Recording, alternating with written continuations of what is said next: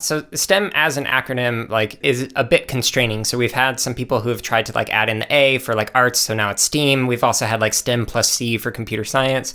So on that note, where do you see computer science potentially fitting in or complementing STEM? Computer science is such an incredible aspect. And I think a lot of educators, of course, have jumped on the coding bandwagon. I mean, that's the quick, simple, you ask any elementary teacher and they'll say, oh yeah, I've heard of coding. We do hour of code or a code week. And those are great because those are those entry points to get all teachers realizing that computer science is so important. I think as kids grow up, though, they realize that coding is really more than just let's make a fun game when we're in elementary school. And I think if any educator that feels like they are good at computer science and have that basic knowledge of that, if they take some of those opportunities and say, oh yeah, here's how computer science is used to, create this kind of program, this kind of app that solves a problem in our world. Right. Because everybody, face it right now, is using computer science, whether they think about it or not. As you would know, you would understand, it's built in, it's embedded to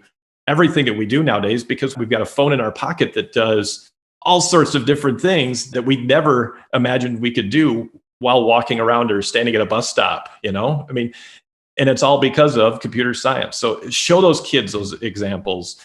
Show them the new technology, show them a news story. I love showing news stories to my kids because that's the front cutting edge. And we never could do that in the past because we'd have to wait till a new textbook came out, 5 years from now, till it had updated information. We've got an updated textbook right there on the internet and it's news stories each and every day. Yeah, and we walk around with devices in our pockets with more computational power than everything it took to send somebody to the moon. So it's just amazing to think about that and then go, and here I am using it to text and listen to podcasts.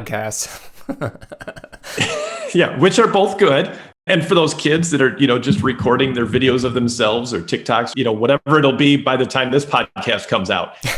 If we can help those kids also realize that tool in their pocket is such a game breaker. I mean, it can do so much, not just to create their quote unquote brand of themselves to be an influencer, but to create, not just consume. That's a big topic as well in education. This excerpt of the CSK8 podcast is from episode number 59, which is titled Daily STEM with Chris Woods. You can listen to the full episode as well as hundreds more by searching for the CSK8 podcast on your favorite podcast app or by going to jaredaleary.com.